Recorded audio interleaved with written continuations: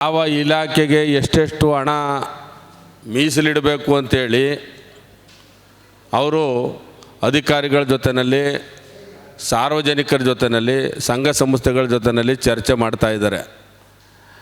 So ಈ ಸಂದರ್ಭದಲ್ಲಿ ನಾವು ವಕೀಲರಾಗಿ, ನಾನು ಒಬ್ಬ ವಕೀಲರ ಪ್ರತಿನಿಧಿಯಾಗಿ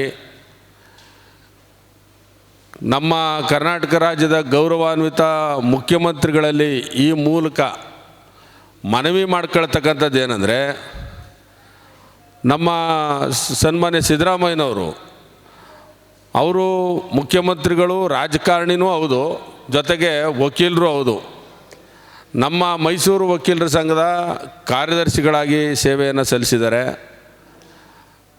ವಕೀಲರ ಕಷ್ಟ ಕಾರ್ಪಣ್ಯಗಳು, ನ್ಯಾಯಾಂಗದ ಅಲ್ಲಿ ಇರ್ತಕ್ಕಂಥ ಸಮಸ್ಯೆಗಳನ್ನ ಭಾಳ ಹತ್ತಿರದಿಂದ ಕಣ್ಣಾರೆ ಕಂಡಿರ್ತಕ್ಕಂಥ ಮತ್ತು ಪ್ರಾಕ್ಟಿಕಲ್ ಆಗಿ ಸ್ವತಃ ಅನುಭವಿಸಿದಂಥ ವ್ಯಕ್ತಿಯಾಗಿದ್ದಾರೆ.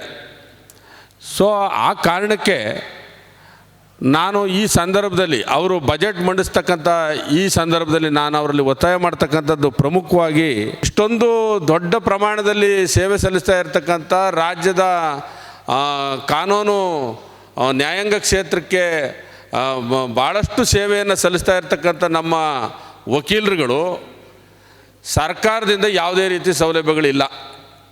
ಅವರ ಆರೋಗ್ಯ ದೃಷ್ಟಿಯಿಂದ ಇರ್ಬೋದು, ಮತ್ತು ಆರ್ಥಿಕ ಭದ್ರತೆಯ ದೃಷ್ಟಿಯಿಂದ ಇರ್ಬೋದು, ಬೇರೆ ಬೇರೆ ಈ ಅನೇಕ ಕ್ಷೇತ್ರಗಳಲ್ಲಿ ಸೇವೆ ಸಲ್ಲಿಸ್ತಕ್ಕಂಥವ್ರಿಗೆ ಸಾಕಷ್ಟು ಅನುಕೂಲಗಳು, ಬೇರೆ ಬೇರೆ ಯೋಜನೆಗಳಿದೆ.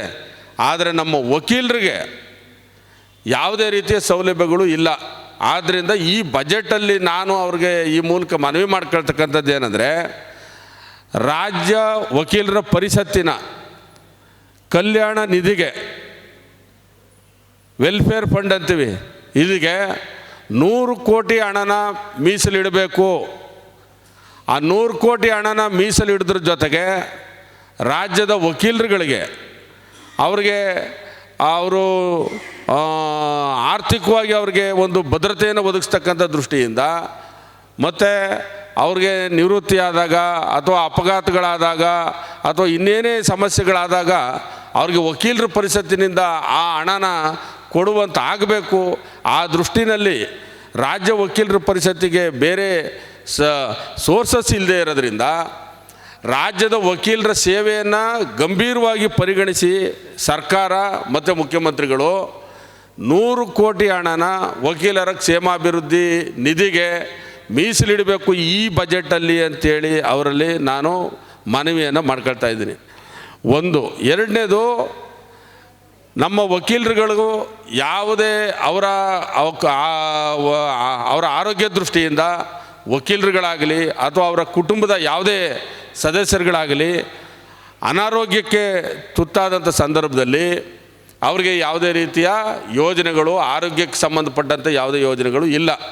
ಸೊ ಆ ಕಾರಣಕ್ಕೆ ಅದರಲ್ಲೂ ಕೂಡ ವಕೀಲರ ಆರೋಗ್ಯ ನಿಧಿ ಅಂಥೇಳಿ ಸ್ಥಾಪನೆ ಮಾಡಿ ಅದರಲ್ಲಿ 100 ಕೋಟಿ ಹಣನ ಇವರು ಈ ಬಾರಿ ಮೀಸಲಿಡಬೇಕು ಅಂಥೇಳಿ ನಾನು ಅವರಲ್ಲಿ ಈ ಮನವಿಯನ್ನು ಮಾಡ್ಕೊಳ್ತಾ ಇದ್ದೀನಿ.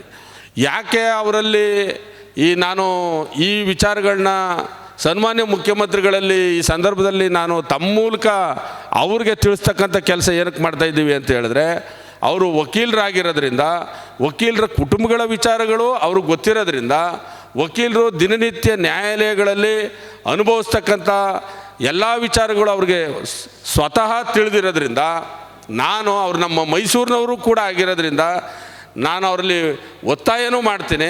ಇಡೀ ರಾಜ್ಯದ ವಕೀಲರ ಪರವಾಗಿ ಈ ಬಾರಿ ವಕೀಲರ ಪರಿಷತ್ತಿನಿಗೆ ಸುಮಾರು ವಕೀಲರ ಕಲ್ಯಾಣ ನಿಧಿಗೆ 100 ಕೋಟಿ, ಆರೋಗ್ಯ ನಿಧಿಗೆ 100 ಕೋಟಿ ಹಣನ ಮೀಸಲಿಡಬೇಕು ಅಂಥೇಳಿ ನಾನು ಈ ಸಂದರ್ಭದಲ್ಲಿ ಒತ್ತಾಯ ಮಾಡ್ತಾಯಿದ್ದೀನಿ.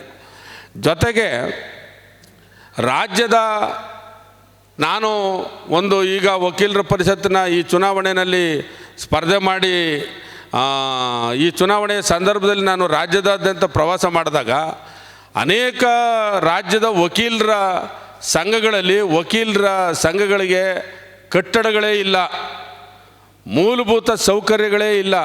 ನ್ಯಾಯಾಲಯಗಳಲ್ಲಿ ಮೂಲಭೂತ ಸೌಕರ್ಯಗಳ ಕೊರತೆ ಇದೆ. ಸೊ ಈ ಎಲ್ಲವನ್ನು ತುಂಬತಕ್ಕಂಥ ದೃಷ್ಟಿನಲ್ಲಿ ನ್ಯಾಯಾಂಗ ಕ್ಷೇತ್ರಕ್ಕೆ ಈ ಬಾರಿ ಬಜೆಟಲ್ಲಿ ವಿಶೇಷವಾದಂಥ ಹೆಚ್ಚಿನ ಅನುದಾನವನ್ನು ಈ ಬಜೆಟಲ್ಲಿ ಮೀಸಲಿಡಬೇಕು ಅಂಥೇಳಿ ನಾನು ಮಾನ್ಯ ಮುಖ್ಯಮಂತ್ರಿಗಳಲ್ಲಿ ನಾನು ಈ ಮೂಲಕ ವಿನಂತಿ ಮಾಡ್ಕೊಳ್ತೀನಿ.